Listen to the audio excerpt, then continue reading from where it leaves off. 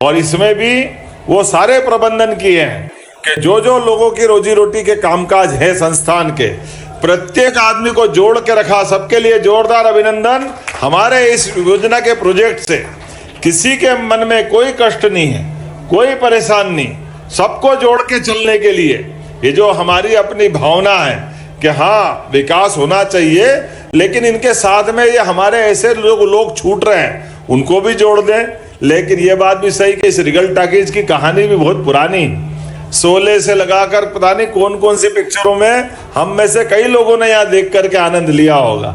वो पुराने जमाने की पिक्चरों का दौर जिसके आधार पर ये शोले तो ऐसा लगा के भूल ही गए। एक वो नदिया के पार में भी साल 1.5 साल पता नहीं कितने साल चली थी वो, है लगी 1.5 साल चली थी वो। हाँ भगवान जाने कैसा लग रहा है। हमारे लिए परसों 2 आदिवासी अंचल में, एक सिंगरौली और एक श्योपुर में मेडिकल कॉलेज की सौगातें दी। जोरदार अभिनंदन करें।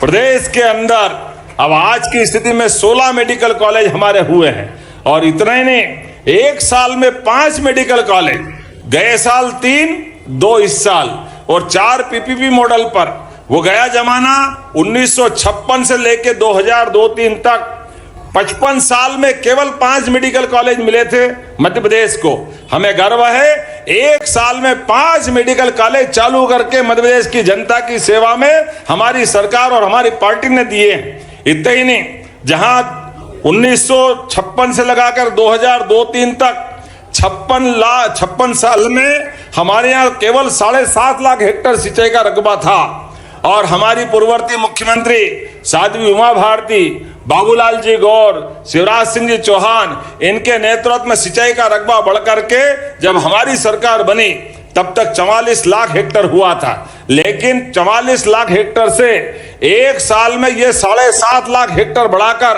आज 52 लाख हेक्टेयर का सिंचाई का रकबा हमारे मध्य प्रदेश को मिला है। और इसलिए अभी अनिल जी बात कर रहे थे, अनिल जी ने कहा कि बरसात आ जाए तो गंभीर भर जाए। भगवान की दया, बरसात तो आना ही चाहिए, इंद्रदेव के आशीर्वाद तो मिलना ही चाहिए।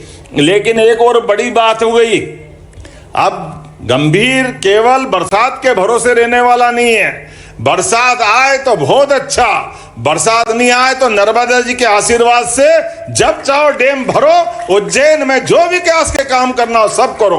पीने के पानी, सिंचाई के साधन, कोई निर्माण कार्य से लगाकर इंडस्ट्री तक में सभी में बराबरी से कोई भी डैम एक एक करके आने वाले समय में जब साहिबखेड़ी सिलारखेड़ी डैम बनेगा तो हमें गर्व रहेगा। दुर्भाग्य से 1980 के बाद गंभीर से ही हम सिमवस्त कराते आए, चाहे 80 का मामला हो, 92 का मामला हो, जब हमको गंभीर डैम की बड़ी सौगात मिली थी।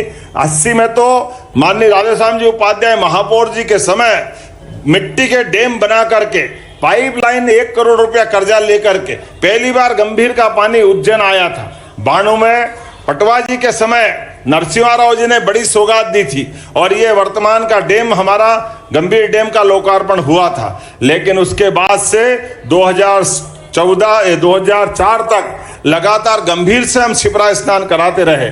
लेकिन 2004 के बाद 2016 में नर्मदा महारानी के माध्यम से रामघाट से लेकर दत्त अखाड़े तक पूरे क्षिप्रा जी में नर्मदा जी के पानी के माध्यम से स्नान कराया गया। लेकिन साधु संतों ने कहा कि हाँ हम उज्जैन आते हैं, सिंहस्थ में स्नान करना चाहते हैं, लेकिन सिंहस्थ में स्नान क्षिप्रा जी में करना चाहते हैं। अगर नर्मदा जी में ही करना तो अमरकंटक चले जाए, ओंकारेश्वर चले जाए, तो उज्जैन क्यों स्नान करने आए? इसलिए भावनाओं का सवाल है। हाँ, हमारी सरकार ने इस बात को भी उनके सिरोधार्य किया। हमने कहा कि आपके आशीर्वाद से महाराज जी इस साल का जब हमारा सिमवस्त होगा, सिमवस्त में हमारे मालूम है कि क्षिप्रा जी कोई ऊपर बर्फ नहीं है कि बर्फ पिघलते पूरे साल गंगा जी के समान जल आता है।